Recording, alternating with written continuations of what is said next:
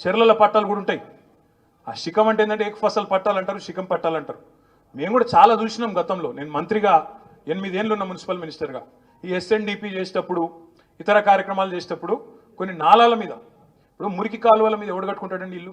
ఆ గబ్బు వాసన తెల్లారు లేస్తే ముక్కు పుట్టలు అదిరిపోంగా మన పిల్లగాళ్ళకు అనారోగ్య సమస్యలు వస్తాయని తెలిసి, ఆ నాలాల మీద ఉంటే దోమలు కుడతాయని తెలుసు, ఆ నాలాల మీద ఉంటే ఆరోగ్య సమస్యలు వస్తాయని తెలుసు. ఆయన ఎవడు కడతాడు అక్కడ ఇల్లు? దిక్కు లేకపోతే యాడికెళ్ళో బతుకు తెరువు కోసం వచ్చినాడు రేకో 2 రేకులు వేసుకొని ఆడ బతికే ప్రయత్నం చేస్తాడు. కావాల్సుకొని హైదరాబాద్ నాగం చేయాలని చేస్తారు. ఆ పని చేయరు ఎవరు. పేదవాళ్ళు దిక్కులేక కట్టుకుంటే ఆడికి వచ్చి కట్టుకుంటారు. వాళ్ళకి ఏం చేయాలి గవర్నమెంట్ అంటే? మానవత్వం ఉన్న గవర్నమెంట్ అంటే ఏం చేయాలి? నోటీస్ ఇవ్వాలి, చెప్పాలి. తప్పు జరిగింది, గతంలో జరిగిండొచ్చు, మా వాళ్ళకు మీరు నల్ల బిల్లు కడుతుండొచ్చు, కరెంటు కనెక్షన్ ఉండొచ్చు, ప్రాపర్టీ ట్యాక్స్ గర్పట్టి కడుతుండొచ్చు, కానీ తప్పు ఉన్నది కాబట్టి నీకు వేరే ఇల్లు ఇస్తా అని చెప్పి వేరే ఇంటికి తరలించి ఆడికెళ్ళి వాళ్ళని ఒప్పించి మెప్పించి తీయాలి. నువ్వేం చేస్తున్నావు? నీకేమైనా నీతి రీతి ఉన్నదా? మేము 1,00,000 డబుల్ బెడ్రూమ్ ఇల్లు కట్టినాం. కట్టి అక్క వాళ్ళు మేమందరం కూర్చొని, ఎమ్మెల్యేలు అందరం కూర్చొని 60,000 ఇండ్లు ప్రజలకు ఇచ్చినాం. ఇంకా 40,000 ఇండ్లు అక్కడనే ముఖ్యమంత్రి కింద పెట్టుకొని ఉన్నాడు. ఇప్పుడు ముఖ్యమంత్రి నీకు చిత్తశుద్ధి ఉంటే హైదరాబాద్లో ఎక్కడెక్కడనైతే హైడ్రా వల్ల ఇవాళ రోడ్డు మీద పడ్డ పేదలు ఉన్నారో వాళ్ళకి 40,000 ఇండ్లు వెంటనే కేటాయించాలని చెప్పి నేను డిమాండ్ చేస్తా ఉన్నాను. మేము కట్టిన ఇండ్లు అవి, మేము కట్టిన ఇండ్లు బంగారుపాలెంలో పెట్టి నీకు అప్పచెప్పినాం. 40,000 ఇండ్లు ఇవాళ తయారున్నాయి. నీకు చిత్తశుద్ధి ఉంటే ఈ పేదవాళ్లకు ఆ ఇండ్లు మొదలు ఇయ్యి. అది మూసిలో కావచ్చు, ఇంకొకడ కావచ్చు, ఆ పేదవాళ్ళకి కేటాయించు. వాళ్ళకు చట్టం ఫాలోగా. హైడ్రాకు చట్టం లేదు. మరి హైడ్రాకు చట్టం లేకపోతే చుట్టాలనేది ఇచ్చిపెడుతుంది హైడ్రా? అనుముల తిరుపతి రెడ్డికి ఒక నీతి, అనుముల ఇంకా మిగతా బ్రదర్స్కి ఒక నీతి, మిగతా పేదవాళ్ళకు ఒక నీతి ఉంటుందా? ఇదేనా పద్ధతి? అందరికి ఒకటే ఉండాలి కదా చట్టం అంటే. కొంతమందికి చుట్టం ఎట్లయితే చట్టం. అందుకే నేను అడుగుతా ఉన్నా, హైడ్రా బాధితుల విషయంలో కూడా తప్పకుండా బీఆర్ఎస్ పార్టీ మా నగర శాసనసభ్యులతో ఒక సమావేశం పెట్టుకుంటాం. ఏ రకమైన నీతి అవలంబించాలి, ఏ రకంగా పేదవాళ్ళకు అండగా ఉండాలనే దాని మీద పెద్దలు కేసీఆర్ గారి డైరెక్షన్ కూడా తీసుకుంటాం. తీసుకొని మీకు అండగా నిలబడే ప్రయత్నం సంపూర్ణంగా చేస్తామనే మాట కూడా హైదరాబాద్లోని పేదలందరికీ నేను విజ్ఞప్తి చేస్తా ఉన్నా. శాతనైతే ముఖ్యమంత్రి గారు మాకంటే ఎక్కువ పని చేయి, హైదరాబాద్లో మాకంటే ఎక్కువ ఫ్లైఓవర్లు కట్టు, మాకంటే ఎక్కువ మెట్రో కట్టు. మేము 69 కిలోమీటర్లు కట్టినాం, నీకు చేతనైతే ఒక 150 కిలోమీటర్లు కట్టి చూపెట్టు. చేతనైతే మేము 1,00,000 డబుల్ బెడ్రూమ్ ఇల్లు కట్టినాం, నువ్వు 4 లక్షలు కట్టు, మేము వద్దంటలేం. మంచి పని చేయి. కానీ ఈ రకంగా విధ్వంసం చేసి ప్రజలను బెదిరిస్తా, నాకు ఓటేయలేదు కాబట్టి పగబడతా అంటే మాత్రం కుదరదు. బీఆర్ఎస్ పార్టీ చూసుకుంటూ ఊరుకోదు. మనం ఎన్ని పనులు చేసినామో ప్రజల ముందున్నాయి కాబట్టే మనం వాళ్ళకి గెలిచొచ్చినాం. ఆయన అంటాడు కేసీఆర్ ఆనవాళ్ళు దుడిచేస్తా అంటాడు. చూడండి, చుట్టూ చూడండి, హైదరాబాద్లో ఎక్కడైనా సరే ఒక సెక్రటేరియట్ పోతే కేసీఆర్ గుర్తొస్తాడు గణేష్ నిమజ్జనం రోజు. అక్కడ అమరజ్యోతి చూస్తే కేసీఆర్ గుర్తొస్తాడు. పక్కకు పోయి డాక్టర్ బాబాసాహెబ్ అంబేద్కర్ 125 అడుగుల విగ్రహం చూస్తే కేసీఆర్ గుర్తొస్తాడు. పక్కన పోలీస్ కమాండ్ కంట్రోల్ సెంటర్కు పోతే కేసీఆర్ గుర్తొస్తాడు. హైదరాబాద్లో కట్టిన 36 ఫ్లైఓవర్లు, మీ దుర్గం చెరువు కేబుల్ బ్రిడ్జ్తో సహా ఎక్కడికి పోయినా కేసీఆర్ గుర్తురాని సందర్భం ఉండదు అనే మాటను ముఖ్యమంత్రి చెప్తున్నా. కేసీఆర్ ఆనవాళ్ళు లేకుండా చేయాలంటే, కేసీఆర్ ఆనవాళ్ళు లేకుండా చేయాలంటే బాబు చిట్టినాయుడు, కేసీఆర్ ఆనవాళ్ళు లేకుండా చేయాలంటే తెలంగాణ లేనినాడే కేసీఆర్ అనేట ఆయన మర్చిపోతారు.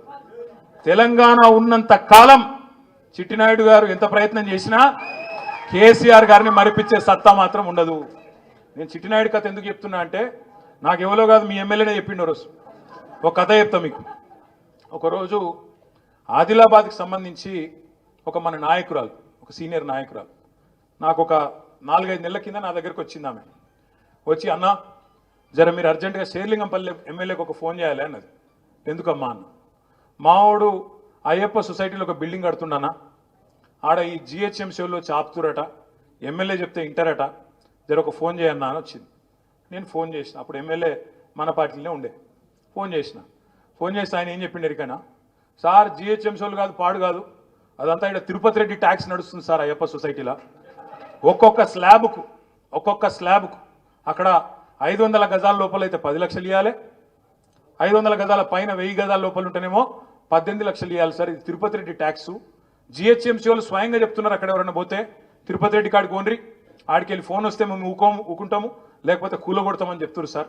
ఇది మీ ఎమ్మెల్యేనే చెప్పింది, నాకు ఎవడో కాదు. చెప్తే నిజమా అని నేనన్నా.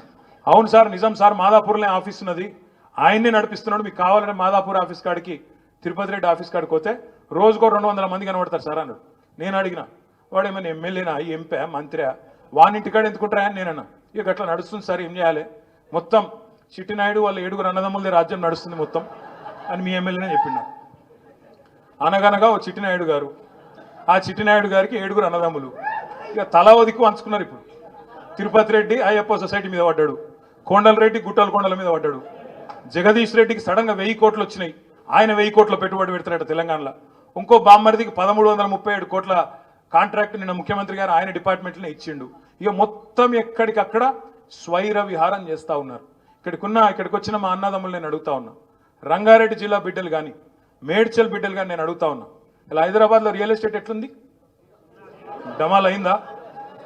తెలుసు రంగారెడ్డి జిల్లా వాళ్ళకి, మేడ్చల్ జిల్లా వాళ్ళకి, హైదరాబాద్ చుట్టూనే జిల్లాల వాళ్ళకి తెలుసు.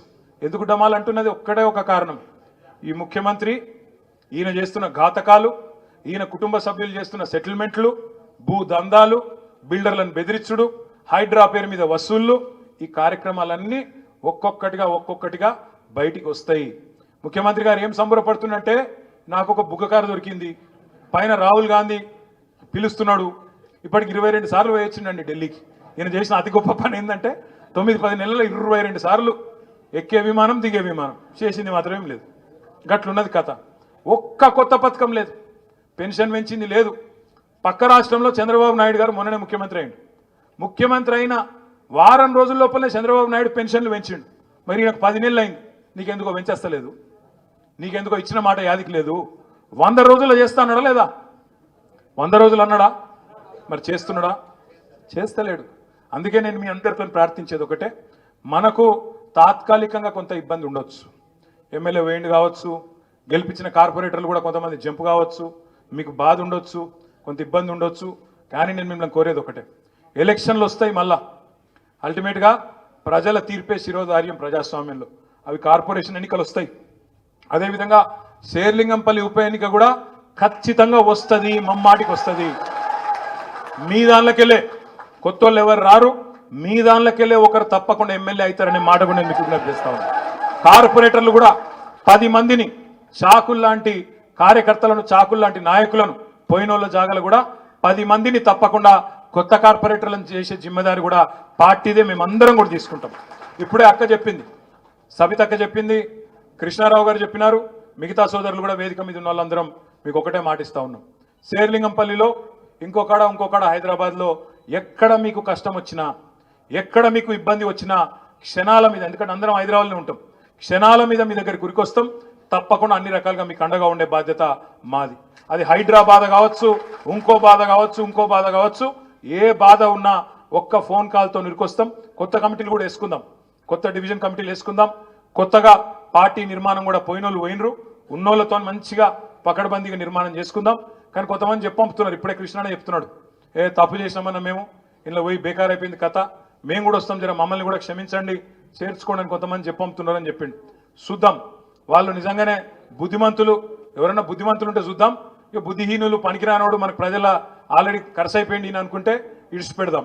కానీ ఒకటి మాత్రం పక్కా, ఇవాళ రాష్ట్రం మొత్తంలోని ప్రజలు, నిన్న మీరు చూసినారు, ఒక ముస్లిం సోదరుడు మాట్లాడుతున్నాడు నిన్న సోషల్ మీడియాలో, అన్నా కేసీఆర్ అన్నా आप याद आ रहे हमारे को, आप जल्दी वापस आओ, कहाँ भी हैं आप, जल्दी आना वापस, मैं ये लोग बहुत सता रहे हमारे को అని చెప్పి నిన్న ఒక ముస్లిం సోదరుడు మాట్లాడుతూ ఉన్నాడు. ఒక సోదరుడు జేసీబీ వచ్చి, బుల్డోజర్ వచ్చి ఆయనను కొట్టేస్తుంటే, ఇల్లు కొట్టేస్తుంటే ఆయన గట్టిగా ఆక్రందనలు చేస్తున్నాడు. అన్నా కేసీఆర్ అన్నా నువ్వు రావాలే, ఎక్కడున్నా మమ్మల్ని కాపాడాలని చెప్తా ఉన్నాడు. రాష్ట్రం మొత్తంలోని ప్రజలు కూడా కేసీఆర్ తిరిగి రావాలి అని చెప్పే రోజు ఎక్కువ దూరం లేదు, తప్పకుండా సందర్భం వస్తుంది. మళ్ళీ పేదల కండగా, మళ్ళీ హైదరాబాద్ ప్రజల కండగా బీఆర్ఎస్ఏ ఉంటుంది. ఈ గులాబీ కండువానే 10 ఏళ్ళు ప్రాంతీయ విద్వేషాలు లేకుండా, ఆంధ్ర తెలంగాణ ఫీలింగ్ లేకుండా, ఏ ఫీలింగ్ లేకుండా, ఎట్లా అయితే 9.5 ఏళ్ళు ఒక్క చిన్న గొడవ లేకుండా, చిన్న ఇరిటేషన్ లేకుండా, కర్ఫ్యూ లేకుండా, కల్లోలం లేకుండా, హిందూ ముస్లిం పంచాయతీ లేకుండా అన్నదమ్ముల్లాగా ఎట్లయితే హైదరాబాద్లో బతికినామో భవిష్యత్తులో కూడా అట్లే ఉందాం. పేదవాళ్ళను కడుపులో పెట్టుకొని చూసుకుందాం, వాళ్ళను కాపాడుకుందాం, పెద్దవాళ్ళను, పెట్టుబడిదారులను కూడా తెచ్చుకుందాం. తద్వారా ఐటీ విస్తరణ కావచ్చు, ఇంకోటి కావచ్చు, అది మన వల్లనే సాధ్యమైతే తప్ప ఈ చిట్టినాయుడు అండ్ కంపెనీ వల్ల మాత్రం కాదు అనే మాట కూడా మళ్ళొక్కసారి మీకు తెలియజేస్తూ, ధైర్యంగా ఉండండి. డివిజన్ల వారీగా కార్యక్రమాలు తీసుకుందాం. మళ్ళా శేర్లింగంపల్లిలో కూడా డివిజన్ల వారీగా మీటింగులు పెట్టుకుందాం. మీ అందరికీ ఇప్పుడు కృష్ణారావు గారు సవితక్క భోజనం కూడా ఏర్పాటు చేసినారు. తప్పకుండా అందరూ భోజనం చేయండి. తర్వాత నేను ఇక్కడే ఉంటా, ఎక్కడ పోను. మంచిగా డివిజన్ల వారీగా అందరం ఫోటోలు దిగుదాం, మాట్లాడుకుందాం. ఎవరు ఎక్కడ పోయేది లేదనే విషయం కూడా రాగా ఎందుకు చెప్పినా అంటే ఇక్కడికి వెళ్ళి కొంతమంది ఇప్పుడు నాకు ధన్మని దుంకుతారు, నాకు తెలుసు. అందుకే చెప్పిన. అందుకే ఆ అర్రలు ఉంటాడా, మీరు మంచిగా భోజనం చేసి రండి. ఆడనే ఒకరి తర్వాత ఒకరు 2 గంటలైనా సరే ఇక్కడనే ఉంటా. రండి, కలుసుకొని మాట్లాడుకుందాం. జై